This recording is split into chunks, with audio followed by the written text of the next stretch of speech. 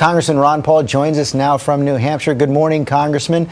You ran in 1988. You ran in 2008. Are you running in 2012? I am today, and at this moment, I'm officially announcing that I am a candidate for president in the Republican primary. Why? Because time has come around to the point where the people are agreeing with much of what I've been saying for 30 years. So I think the time is ripe. Well, this is a big step for you, Congressman. Congratulations. And you say it's, as I said at the beginning, you're not afraid to court controversy. You seem to be doing it again right now. Just yesterday, we showed it in John Carl's piece.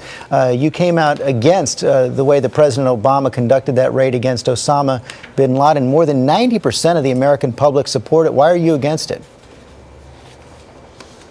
Well, I was talking about the procedure. I endorsed the whole idea of going after him. I supported going into Afghanistan. I thought we blew it then. We had them cornered. We let them get loose. And we then went and invaded Iraq. We've spent $1 trillion.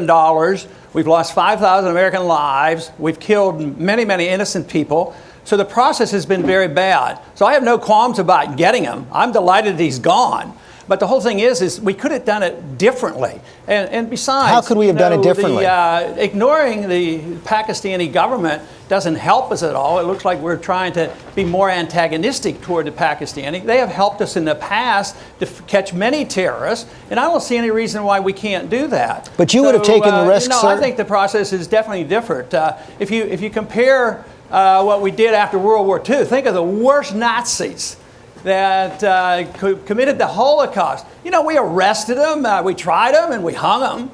I mean, I don't know why we have to embark on a whole new system just because the people get riled up. The politicians can rile the people up. So but after the dust settles, they might say, well, it could have been a better way. And the other thing is to make a decision on this whole process is a little premature. Every day we hear a different story about exactly what happened. So I was asked whether I could do it differently, and I said yes. And I think that the results would have been better. But I'm really worried about, building this animosity with the Pakistanis right now. I'm for all cutting the foreign aid, like I would have never given them any money. But I'm afraid we've already expanded the war into Pakistan. We've been bombing them. At the same time we bomb them, we give them foreign aid. So I think the whole process now is to build up the enemy in Pakistan so that we have a massive invasion there and spread the war. Let me turn to your issues. Let me turn to some issues here at home. Celia from Springfield, Ohio, wants to test just how far your libertarian principles take you. She asked, do you think everyone should just be responsible for themselves, and if a flood washes your house away, no FEMA, sink or swim? Yeah, I think that's the way a free society works, and that's the way the Constitution mandates. I'm on the Gulf Coast. I have a house on the beach, or had one recently, and I don't think somebody in New York or New Hampshire or Iowa has to pay for my flood on the Gulf Coast. So how far would you? No. But insurance is an old-fashioned way of doing it. Buy insurance, and if the insurance won't sell it to you, it means it's too dangerous. If it's too dangerous, why dump the responsibility on the taxpayer? It doesn't make economic sense. It doesn't make good moral sense. It doesn't make constitutional sense. John showed in his piece that you would also give states the right to legalize heroin if they wanted to. And you're at odds with your party, the Republicans, on so many issues, on foreign policy, on domestic policy, on social policy. Why not run as an independent, given your differences with the Republicans on so many issues?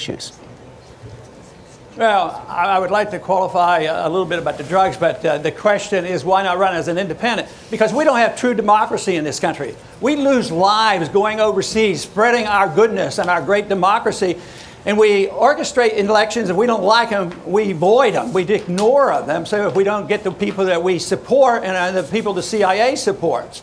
But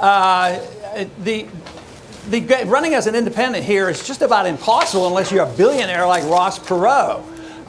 You don't get on debates. If I was an independent, George, you would not have me on this program this morning. Well, I'm not sure about I've been a Republican. I've been a Republican for all these all these years, elected to Congress. My family was Republican, and I was out of the Republican Party for 1 year. There's nothing wrong with nudging the Republicans to a true constitutional Congressman, position. we only have a few... Stick to their guns on fiscal conservatism. We only have a few seconds left. Last time around, you bet me everything I had in my pocket that you would win the presidency. It didn't quite turn out that way. How do you define success this time around in 10 seconds? My success is I always win, because the victories are one thing, but we win elections when people said we never could win elections. So I define by doing very well. I believe right now, coming in #1 in the Republican primary is an absolute possibility, many, many times better than it was 4 years ago. Our troops, our supporters, the grassroots are enthusiastic, more so than ever. Where I was impressed before, I'm super impressed now with the enthusiasm that we're getting. Okay, well, good luck, Congressman. Thank you.